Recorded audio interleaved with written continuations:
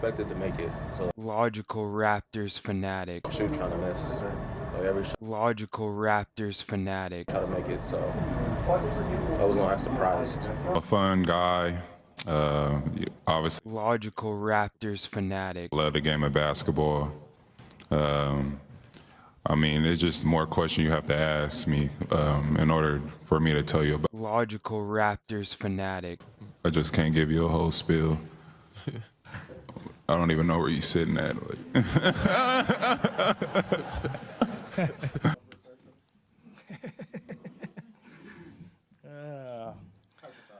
No Project Truth. has contacted me, and I see all the stuff that, like, you guys see. I dream like they dream. Yeah. Yeah, I want, Logical Raptors fanatic. you know. Yeah, so they keep dreaming. I dream too. Salute, real ones. Project Truth always. Mike G back here with Logical Raptors fanatic. So we have an interesting one today. It more expands on my previous kind of two-way series. Is the Raptors two-way contracts the best in the league? And that was from a player's side looking whether the the opportunity of coming to the Raptors on a two-way is good for their career. And we saw that there was definitely movement career-wise for several of those guys in the two-way position. But now there was kind of a misunderstanding because I asked a question in a sense of looking for the answer of when's the latest you can convert a two-way and it not have the effects of the two-way still on, like playing time. And we're going to go through it. You're going to see the difference, and I'm going to talk about different things because there was a recent rule change regarding two ways and the playtime side of them and what it looks like on court. And we're going to use two examples here. Joe Wieskamp, as the Minnesota announcers talked about. I'll talk about that later, but and our man Jeff Dowtin. And these two dates here are very key dates of change, and we're going to talk about a couple more dates. But let's dive deeper. Enjoy. Do you see kind of like what Joe's role is? Is going to become more immediate, or is going to kind of like get more involved in the system a little bit more? I don't really have an answer for that yet. Now that he's here, I'll have to kind of process that a little bit, and I guess we'll just see. I don't know. I'm trying to get some of the guys that we got currently here, the familiar faces, to contribute and play a little bit better, more like themselves, right? And we'll see what the situation is. So that was a great question from Savannah, and Nick's answer was kind of like vague a bit, but understanding that Joe Wieskamp is an interesting player. He could have more long-term success with us, maybe. He in another clip I'm going to bring up, he talks about being with the Spurs, and we know the connection between us and the Spurs and liking the same type of guys, like good character guys. So maybe he's more long-term. It depends, right? Obviously, at that point, this was the first interview Joe Wieskamp had, and that was kind of Nick talking on it beforehand because they just signed him, right, to the 10-day, so he could talk on Joe Wieskamp at that point. But he didn't actually like he just came in. But this is a good like understanding because this is the time when they're actually like giving you the facts of what the process is like. They bring a guy in, they don't know exactly where they might have him yet, but they're going to see how he fits.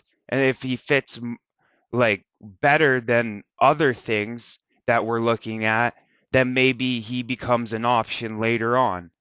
with the open roster spot. Obviously, this all kind of contails back to waiving Champagny, and unfortunately, well, I from a real one, they said that heard rumblings that maybe Champagny asked to be waived so he could get more playing time. And I understand that because back to what Nick was saying, the top guys really need a lot of work right now to get back in rhythm and in sync after all the injuries. So it's like it's this really crazy like demand on the top level to get back where it needs to be able to roll everyone appropriately down. Like if we're rolling Joe Wieskamp to save the day, that's not going to work. We need the guys that are supposed to save the day and are going to be saving the day for the next couple years that we know guaranteed to work that in and have that better. So there is kind of knowing the situation, and we saw him get in a game last night, I guess. This morning I watched the replay, which is a great resource for anyone that kind of misses games. You just Google NBA replay and you can figure it out from there. And you can watch the games are usually up a couple hours after the game and it's a full game, no commercials, and it shows the full game. Not like cut up and yeah, you know what I mean. Okay, so let's continue on and let's start getting into the dates and the type of contracts these guys have. Okay, so first off, we have to understand the parameters around the two-way contract to understand where we're going with it. But we'll we'll talk on the Woj bomb here first. So ESPN sources NBA two-way contracts will remain half the rookie minimum contracts for the 2022-2023 season, with half a million with a limitation of 50 regular season games and no playoff eligibility. And then it says NBA Board of Governors have formally approved this for the league's rosters in 2022-2023 season, sources tell ESPN. So basically what they're doing is they're adjusting the money so they can add 5 extra games to the limit of games, the NBA games the two-way players can play. So there is a limitation on how many games they can play, but it's in certain windows. So I'll explain the windows right here so we can get an understanding of how playable two-way players are, because there are specific limitations here. So draft day, obviously, after the draft, you could start signing two-way guys, the undrafted guys, and whoever you're looking at, right? And up until the season starts, there's actually a couple decisions that could be made based on the two-way, but we'll continue on because this is where it kind of starts, the games played. So this green part right here, so from the start of the season till when the G League season starts, you can have your two ways play on limited games here, and they don't count against the 50 games. So this is kind of like a grace period where you can play your two ways, and playing them counts having them up with the team. So this pay structure stuff is all about like I was reading through it, like if they're up practicing with the big team, that counts with being with the big team, so they get like a big team pay, and there's like a whole bunch of rules. But ultimately, they have a limitation of 50 games while the G League season is happening. So this is when the 50 games matter. So from the G League start of the season till the G League end of the season.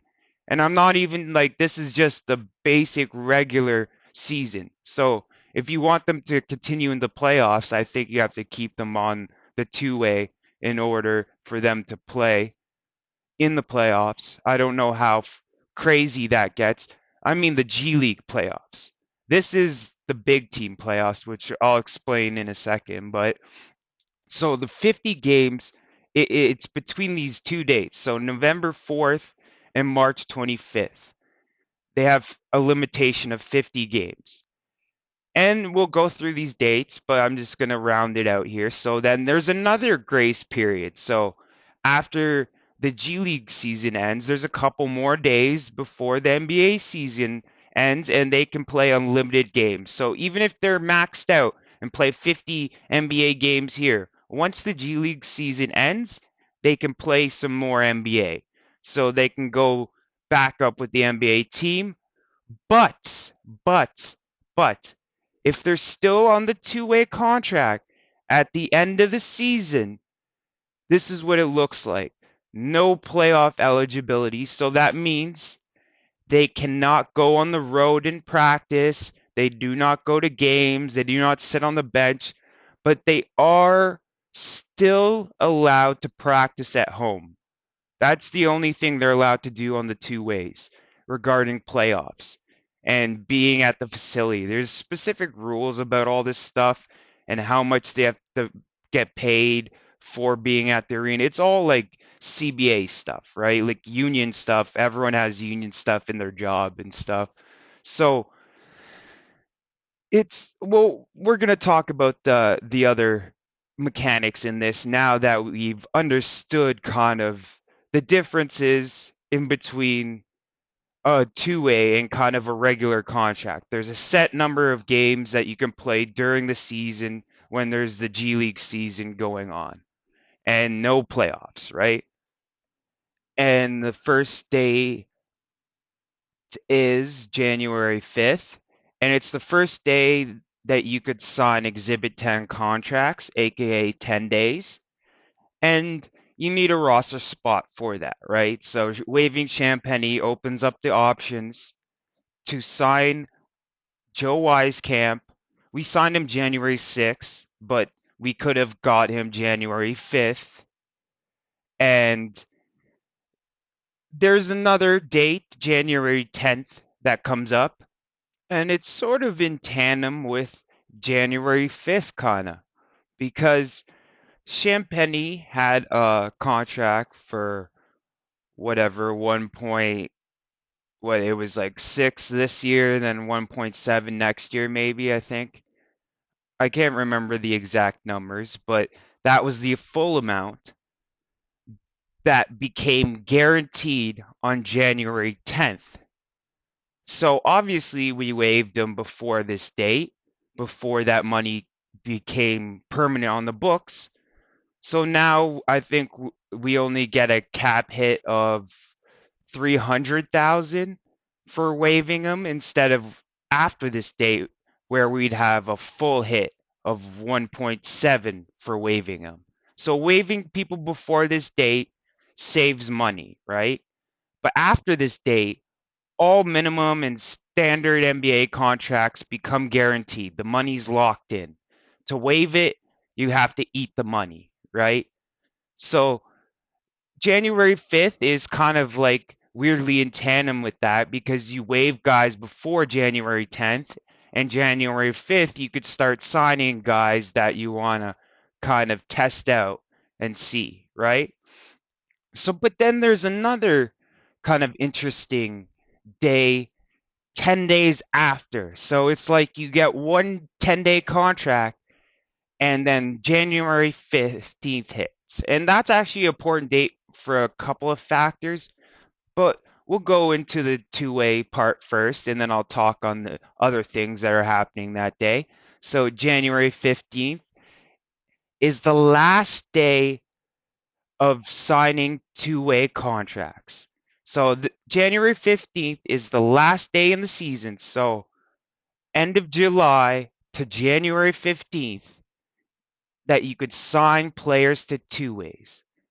So what that means in an essence is you could try a guy out, like if you have a roster spot, you could try a guy out for 10 days And then before the deadline on January 15th, you could move one of your two-way guys into that roster spot by converting their contract, right? And this 10-day guy is able to sign on the last day a two-way, and we can get him on the two-way. So there were options for Joe Wieskamp. Obviously, that day has passed. I thought they were going to make this kind of move where they were going to replenish Dowtin's contract, and we'll get into it in the next slide a little bit more. But understanding that's the last day you can sign two ways. But also, so a couple of things happen. January 15th is the time to the deadline to apply for the injury exception that we applied for Otto because he had a season-ending surgery on his foot, right? And that money is you need to apply for it before January 15th, I believe. But also January 15th is when certain contracts become available for trade. So I'll actually dissect this part. Okay, so the criteria that needs to be involved for these players to be held for an extra month, because normally December 15th is when your like restrictions on trade lift. But for select players, they have to wait for January 15th, and it's based on this criteria. Not only did they re-sign with their previous team last offseason, but they got a raise of at least 20%. Their salary is worth more than the minimum, and their team was over the cap using bird or early bird rights to sign them. So, AKA what we did with Chris Boucher. So, he signed with his previous team last offseason, us. He got a raise of more than 20%. Their salary that was worth over the minimum. So it has to be worth over their minimum. It can't be like the minimum scale up is not included in the 20%. It has to be over their minimum value worth. So like if he's going to get a pay bump in minimum, that doesn't count to the 20% that this criteria requires. And bird rights, which we have Boucher's bird rights, we've had them for since we got him pretty much. Two ways actually create certain bird rights, and we'll go into it in the second slide, but I want to add that in there because January 15th is an important date for a couple reasons, right? So now that we've kind of gone through most of the dates, we're going to go through the remainder here. And in tandem with January 15th is actually January 20th when all two-way contracts become guaranteed for the remainder of the season. So these guys get paid, even though this money is less well, because two ways don't come off your main salary cap sheet. So this money is more in line for the guys. So this is a certain date that they get their full pay, even if they get waived or something happens later on where they're just released, they still get their pay for the full year after January 20th. And that has little cap implications, but still an important date, right? Then we have the the big one, February 9th, trade deadline. So this is the trade deadline, and we see all these kind of stuff happens just before the trade deadline, and then there's a couple things that happen after the trade deadline. This is all starting to cement out rosters, right? So they give them a couple months November, January, or like October, November, December, and a little bit of January, right? And to choose and figure out the team, and then you need to start making decisions at a certain time based on money and cap stuff and what your second half pitcher is going to look like, right? And this is all just finalizing certain things on certain days. So once the two-way option is non-exist and you convert a guy after January 15th, you can't replace that two-way slot. So you're just down to a 16-man roster at that point if you convert the two-way into the open roster spot and have him. This is where the question came in. This is what I want to know. What's the final date you can convert a guy on a two-way and him get in on the playoffs and all that kind of stuff, right? And that date is March 1st. But someone wrote somewhere that it was January 15th, the last day to convert two ways. And I kind of went on that and realized that it was logically not possible because you can convert two ways at any point, but having the deadline for playoffs and all that stuff so early didn't make sense to me. So I re-looked over this and dived deeper and came up with all this stuff and made sure that I fully understood the date. And it's March 1st. And March 1st is playoff eligibility waiver deadline. So the guys that were waived after trades and all that stuff, that's the deadline to sign them up and get them. Like you have to sign them before that date to have them playoff eligible, I believe, right? And then there are certain injury circumstances that you could apply for different things, I'm sure. But that's kind of a lot, like 6 days of an important changes within the roster, and we need to kind of know that the roster moves in certain ways at certain times. Like Champagny was waived before this date for a reason. We picked up Joe Wieskamp after 1 day after this for a reason and had an opportunity to replace Dowtin, and we're going to go into it in the next slide. Let's go. How much about Toronto's roster do you know this year? I've known quite a bit, especially just understanding who Nick Nurse is and the system that he has.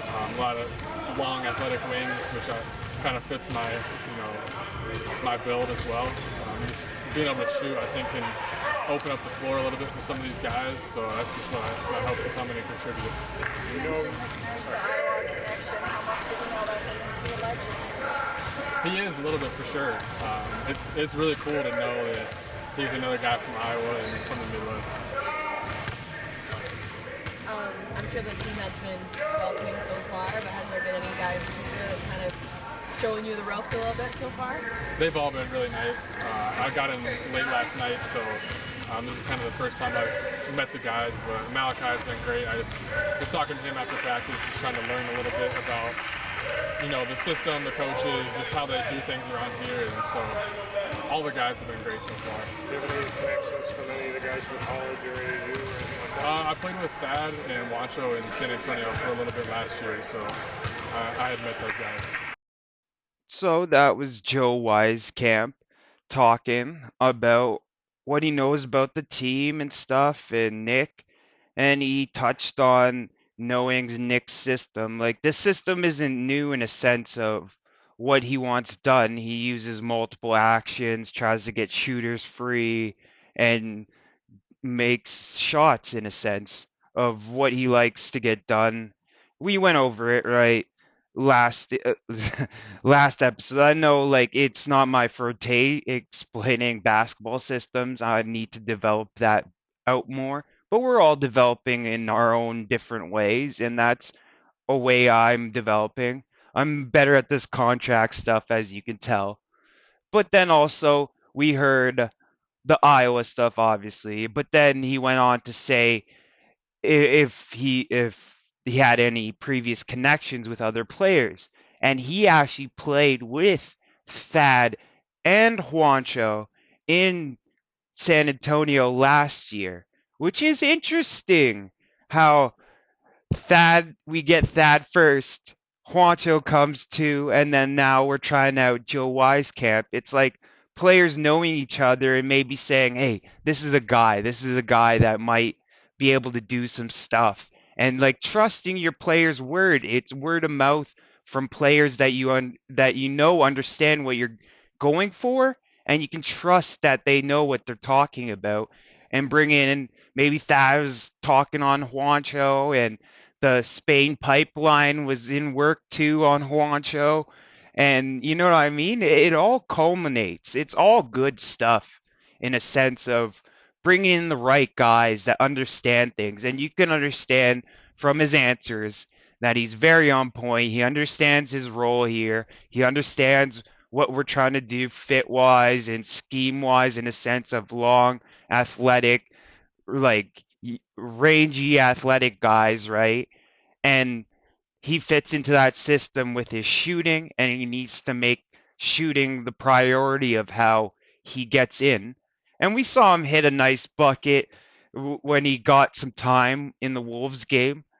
Look, that was a tough game, obviously, but we saw some Joe Wieskamp, and the offense is still not clicking fully on balance, which we talked about in the previous episode again about the offense and talking about balance and working on that balance and how what that balance looks like. It's not just throw a bunch of guys into the gym and it magically happens. It takes time of like adjusting the kinks out and aligning different players up in different ways and stuff. And it's a lot of stuff, obviously, but we'll get back to the contracts now and talk because we just talked on his role, sort of what it would be. But let's talk about his pathways onto the team, and then we'll talk about rights and some other things. So Exhibit 10, 10-day contract. That's what he's on right now. Option before January 15th was the two-way contract, which we talked about. So this is the one that we're this is where you sign a 2-day contract after January 5th, right? Then January 15th is the deadline to do this. Sign this contract. And then maybe if he plays great on that contract, he gets a minimum to play in the playoffs, and that's where you're looking to at least convert to a minimum at some point because this is the real contract, the real playing time, and mins lead to higher level contracts once you outperform the minimum contract, right? So this was the initial pathway that was open before January 15th, and we saw that timing. And now it's a little bit different, right? And what would have happened with him on the other side of this mid midpoint in a sense of the two dates that we had on the thumbnail, right? January 5th and January 15th. He would have been able to go from two-way to minimum contract, right? Dowtin. And then we replaced Wieskamp on this two-way, right? So see how that works. It's in a tandem move, which I thought they might have made that move. But now the situation is different. So now Joe Wieskamp is on second 10-day, and the only option really is after that to go to a minimum contract. Interesting enough, there are some other mechanics in converting contracts because this is the conversions of what you're able to do. You can actually convert a minimum contract, no bonuses, just a regular minimum contract before the season starts into a two-way if they're eligible for the G League. So we actually did this to Chris Boucher. We signed him after the free agency opened to a minimum contract, and during camp, or before camp, we converted that minimum contract into a two-way contract where he outperformed that contract like crazy with the G League MVP and Defensive Player of the Year. And that end of in the same year, we converted him back to a minimum contract so he could be with us during the playoffs. So that was actually Chris Boucher's first year with us. That's what it looked like. Minimum contract converted into a two-way and then converted into a minimum contract. Normally we sign just the two-way and keep him on the two-way through the beginning of the season here for this part, right? So there are different options at different points. You could see that. And they're all based on dates, and those dates of change are very key to understanding what we're able to do with the like kind of different roster spots that we have, right? And understanding after this January 15th date, if we want to convert down, which I still think is the play because they did apply for the injured player exception, which is 3 million, so half of Otto's salary at 6 million, which I think covers Doughton's minimum contract. And maybe I'll get into the bird rights now because this is kind of a big part of it too, right?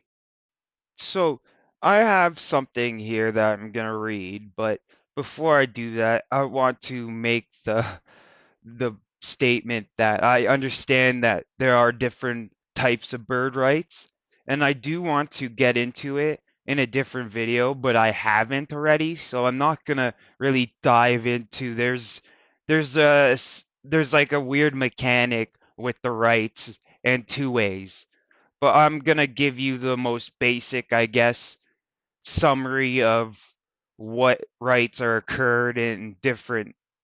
We'll talk about it right here. So, if you're on a two-way, okay, so players occur bird rights towards free agency while on two-way contracts, and they are subject to restricted free agency at the end of their contracts if they were called up to the parent NBA team for at least 15 days of the previous season. So, like what I was talking about, where they determine what that is. If you're practicing with the team, that counts as a day. If you're a DNP, that counts as a day. Like, but that also counts as an NBA game. So, like, you only need 15 days. It's very little to secure those bird rights. And there are different mechanisms that engage in that contract itself, and I will use the two-way maybe to kind of expand on bird rights and do like a bird rights thing and expand on that and help everyone understand what bird rights are because I don't even know them out fully. So it's going to be like a deep dive like I do normally with everything in a sense. And there are other rights. So not just so if we don't want to convert Dowtin and we wave him off the two-way and we're looking just to kind of let him go, he does occur different rights in a sense when it comes to the G League affiliate. So if Dowtin, these players would go to the NBA's G League affiliate as an in-season affiliate player as long as they appear in at least 10 games for the G League team, and that team didn't use their max of 4 affiliate players to that point. So this is another mechanism in a sense. If I'm reading it correctly right here, it's pretty much like a way to designate G League players that can play in the G League and be rooted to your G League team. And so I guess affiliate guys would be like Dowtin. Well, I don't know if the two ways count as that, but players that play in the G League and the NBA. And there's like actually like a limit to where you can designate these guys. You have to do it after training camp. So before preseason, you have to kind of designate these guys, or can at that point, right? From what I'm reading here. And if they make less than 50,000 in training camp, you can do this. So certain contracts obviously structured in a way where this allows you to do this. If they're making a certain level of minimum, what they make in training camp is going to be less. So there are certain players that can hit this, and obviously Ben's been playing in the G League this year, and also Champagny was playing in the G League this year, which I believe that's the meaning of the affiliates. You can't do this to higher paid guys. You can only do it to a certain level of paid guys where you can stamp them as this G League affiliate where they can go down and up from the roster. And it's like a two-way. And so the rights, if they were in this mold, then you have rights to sign them onto your G League team after they clear waivers. Is the rest of it here, which I'll read, right? Um, so they didn't use the max of their 4 affiliate players to that point. For this to happen, the player must sign their G League contract immediately after clearing NBA waivers. There is no grace period. So after you waive an affiliate player from either a minimum or whatever, like the two-way, if you haven't have already 4 other guys in this position, you can sign them to your G League team immediately after if they clear waivers. Waivers is a chance for another NBA team to pick them up on the same contract and basically just say, okay, if you don't want him at that, we'll take him on this, on that number that you don't want him at, pretty much. And then if no team picks him up, then your G League team can be the first one to sign this guy before the other G League teams have any rights to sign the guy you just waived. Is basically what Dowtin has in a sense, because he has played at least 10 games. Champagny, if Miami didn't want him, our G League team actually had rights on him as one of the affiliate players. So waiving him and then him signing with another team was after we waived the G League rights too. And well, once you don't sign them immediately after clearing waivers, that's when the rights dissolve and any G League team can pick them up. And the G League is about holding players' prospect rights, but you can't hold your whole team down there. The other guys are subject to other teams looking at them and wanting to sign them on two ways. We've signed other guys, G League players that weren't affiliated, and we've kind of brought them into our program. Like Joe Wieskamp, I think, was on a similar thing like this before. So it's really interesting how rights and all that stuff. We're gonna go deeper in it at some point. But I just wanted you to let you know like the avenues based on these contracts and stuff.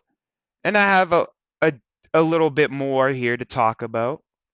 Certain amount of like losses start to kind of add up. How do you stay professional, stay positive, and continue to let's get the next one, let's get the next one. Yeah, I mean, listen, I think that you probably got to amp that up even more, right? The staying positive part is got to go up a notch or 3. It really does. Going to work every day, gotta go up a notch or two, and the profession, all of it. It's just you gotta hang in there. Like Doug already alluded to. First thing we gotta do is each look in the mirror and see what we can do better, myself included, right? The coaching staff included, the players included, and come to work, focus in, try to get better, try to fix some things, and try to go get the next one. I know you were asked about him yesterday. Yep. Joe. Yep. He's here now. He's signed, so I can talk about him now. Yeah. Listen, he had one practice today. He's healthy. He's in shape. He looked pretty good out there. He's mostly a shooter, I would say. Right? He's a guard or a wing that is known for being able to space the floor and make threes. Looked pretty good out there today. Picked up things really fast. Looked like he fit in pretty good as far as learning environment and playing hard, and we'll just see how it goes. The first time I ever met him. Certainly saw him play a little bit in college. For some reason, I watched that team play a little bit more than normal over the last couple of years. So I've seen him play quite a bit. So obviously there was two parts to that clip. We'll touch on the Joe Wieskamp thing, and then we'll get into our other thing. So obviously Nick's familiar with Joe, so we'll see what happens. Obviously, hitting that shot in Minnesota is probably good for his trajectory. I don't know what's going on in the practices where most of this judgment stuff happens behind the closed doors and not necessarily on the NBA floor as much. NBA floor is for perfected stuff. Things that are being worked on are behind closed doors. And we don't always know everything that's going on. But positivity really matters. And Nick was kind of like, you didn't hear him say, what, like, the question was, what do you do when losses pile up? And you didn't hear him say, give up. It's not about giving up. It's about actually just trying to be more positive and then committing to the work harder. But it starts by looking at yourself in the mirror to make sure that you're good. Don't be pointing fingers. And that's what the players aren't doing right now. But the fan base is obviously like viciously trying to trade anyone they can, not hammered down by contract or anything. They're trying to get the whole team out and want to tank for Wemby and all this craziness. But it's just about being positive and sticking to what we're doing in a sense, right? We know there are certain holes and we have plans for those holes, but at the moment, the guys in the room are the guys that need to get it done. There aren't anyone necessarily coming to save anyone because in trades you have to trade away something. So there's going to be new obstacles even when this new person comes in. So there isn't a one be all end all fix to any issue in a sense. And it's the guys just really looking at themselves in the mirror. Am I going 150%? Am I putting everything I can into my game to make sure this team wins? And that's where it starts. And then it starts working and fixing things that aren't correct and listening to the coaching staff and different corrections. And Nick even talks about the coaching staff doing this as well. Everybody. When you lose, you have to look at yourself in a sense. It's a team sport. You can't really be pointing fingers to say who lost it for who. It's not about that. It's about being the best you can be, the things that you can control, and your responsibility and accountability of you in a sense of your play and what you're doing on the court. Is it the best possible effort? Are you making the extra effort to be more connective, talk more? Are you doing what the coaching staff's asks and doing more, trying to do more and correct issues. It's about growth and development and fixing those issues over time. So losses are part of the process. And it's not about giving up after any loss and say, oh, we're tanking this year, let's push the button. No, it's about continuing to do what we're trying to do and continue to work out the issues and push the hard work button. Push that one 3 times harder. Push in, push the positivity button up twice. Get those buttons pushed, not the push the tank button. And I think if the fan base keeps this mindset with our players, we can ultimately help them. Like people think critiquing them and slamming them is helpful towards the team. No, this is being positive and understanding the things that are being worked through and the circumstances. And the NBA grind is real, and real ones understand this. So I just want to end it off there with a little bit of a rant and also a mini kind of tag on. We did hear Joe Wieskamp say that Malachi Flynn was the guy that's actually really helping him teach him the expectations, roles, systems, and all that kind of his position stuff. Teach him what he's supposed to be doing. And Malachi, obviously, maybe that's the reason why, in a sense, they might be holding on to Malachi to continue his ability to get players up to speed as we're still continuing to find what we need around Scotty long term and OG long term because they are developing day by day. So the Scotty we see today is not going to be the same Scotty at the end of the year. Same with OG. So we're kind of stabbing in the dark trying to guess which players are needed around them at this point and forward because that's going to change, right? So understanding this and understanding we don't want to make a too big of a move to fix a minor issue when it's been the issue of availability versus anything more than it is a bad core or something like that in a sense. I think we do have a hole and there is an option. I talked about trades earlier in the year, but we'll see how the deadline ends. I might do something on it. If we do something, explain out the money, see what happens. But I'm not going to speculate too much. I don't know whose guys are Masai guys and who's like Joe Wieskamp came through with Juancho, and I don't know who those type of guys are. So, and no one really knows if those people are actually the guys that Masai likes or don't like. I think Pirtle's probably the only one that you can make a case for that, yes, Masai would be interested in Pirtle, and we're very interested in Pirtle, but not for 2 first-round picks, right? We're talking about pick value and prospect wise, where Gary at this point is probably 1 first round, where OG went from 2 first-round picks before the season to now 3 first-round picks during the season because of his jump up. And that's how things kind of play out scale wise. So it'll be interesting. I think we should maybe hold Gary at this point, see if we can make a deal off our pick this year. Maybe next year's pick might be a better kind of shoot. Hold this year's pick in case the bottom falls out just to keep your bases covered. We could still go for wins.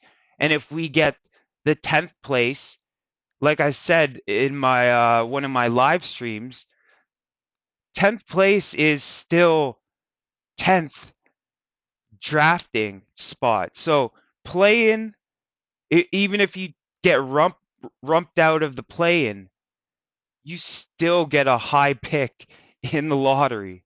That's how it works, right? So we could still go for both and still do well and have the 10th pick and odds to move up still and be in the play in. So like the way Fred VanVleet said it. Uh, all roads seem yes in a sense of what we can do at this point. It can go any number of ways. I'm not the be all end all of knowing everything, but I think based on what we've seen from the leadership group and what we're building in this winning culture, a development culture, that there's certain things that we do that are attached towards that. And tanking isn't part in sense of that. Like Tampa was a weird freak reason for doing it, and there was no fans, so there's no reason to kind of really go for it, and there was no real gusto or push in a sense. But we'll see how things go for the rest of the season. So housekeeping. So always want to start off saying salute the real ones showing out. We did hit 100 subs, then lost a sub. It's all good. It's gonna fluctuate, but we did hit 100, and that's thanks to the real ones supporting and enjoying the positivity and talking critically and talking maybe big stuff. I don't know. Feedback is key. Love to hear any issues or complaints. I'll try to work on things because Van Hoot definitely delivered a lot of like long term kind of ideas, and his channel, and I haven't shouted out, which is criminal on my part. Van Hoot has a new basketball channel called Basketball Rewind. The logo is kind of like a VHS, like old school VHS. That's the one. That's the Basketball Rewind that Van Hoot is. And he just started, so go give him some love, obviously. He's a real one. He believes in the development that we're doing. He has a great high IQ, basketball IQ, really talks on a lot of great points, has a lot of great points. He's always in Raptors Freak Nation streams. Salute Raptors Freak as well, that channel. So support out the real ones too. I think that's, even if I don't ask for it for myself, I'll definitely ask for it for people that deserve it, right? And he definitely deserves it. Basketball Rewind, Van Hoot, real solid guy. And then Lex, obviously Raptors Freak Nation and Raptors Freak Channel, 9:30 a.m. Eastern. The main driver of me getting to 100 subs mainly. A lot of people from different sectors of YouTube, but I think there has been a bulk, and the shout outs are really big, and I always respect. I'm a loyal guy, like loyal to the soil in a sense, and I like I'm gonna stick with guys that help me and believe in me and stuff, and I just want to continue to support the real ones and just make real ones content in a sense for people that love this team the way I do. And now into our kind of images here, we have we have a young Gary Trent, senior, giving the bunny ears to rookie John Thomas. And we have a blast from a past, my first favorite Raptor, Doug Christie, in a sense. Well, other than Mighty Mouse, obviously, you know what I mean. But he was my other kind of non-headline favorite in a sense of being a player I liked early on, not from his name mainly. I was a kid, right? I loved his name. But over here we got the Gary Trent family, and they had like a kind of interview, the two bigger ones, and Gary Trent Sr. was wearing this coat, I believe, and he was talking about Gary Trent Jr.'s play with Brooke Lopez, where Brooke Lopez, oh my God, what a goon, what a goon, taking off his headband. Okay, yeah, you might have leaned on him a bit. I'm fine with a little bit of leaning and locking and all that stuff, but once you like flip a guy's headband off, like what are you doing? What are you doing? You're just acting like a goon. You're supposed to be like a champion in this league, and you're gooning up, bro. Bro, nah, nah. That's not what it like the game's about and shit, man. It's not about all that stuff. But it was funny, Gary Trent Sr. saying, hey, like, he's really smart. I would have done something stupid and like kind of like got into it with Lopez. Insta. You know how like Gary Trent Sr. is, you know what I mean?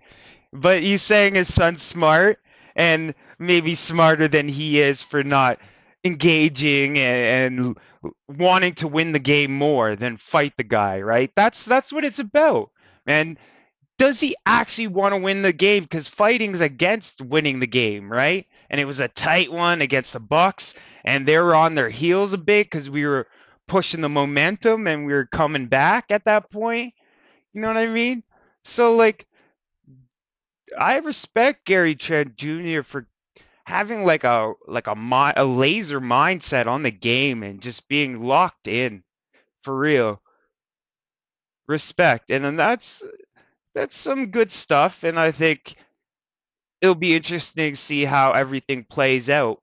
But he's if he's gone at trade deadline, he's been a great and special player for us. If he's not, who knows? Who knows if any of the players will leave at this trade deadline? We know Masai isn't big on the trade deadline, but we have seen a clear issue in a sense of some of the things we need to work on and some of the things that are impossible in a sense with the guys that we have to kind of repair immediately. So it's how much winning do we want to now pay for in order to crutch up this team in order for them to continue to get closer to higher, more playoff experience and what the deep run was supposed to be this year. We'll see. But Logical Raptors Fanatic out. Salute real ones. Project Truth always. Mike G. Mic drop.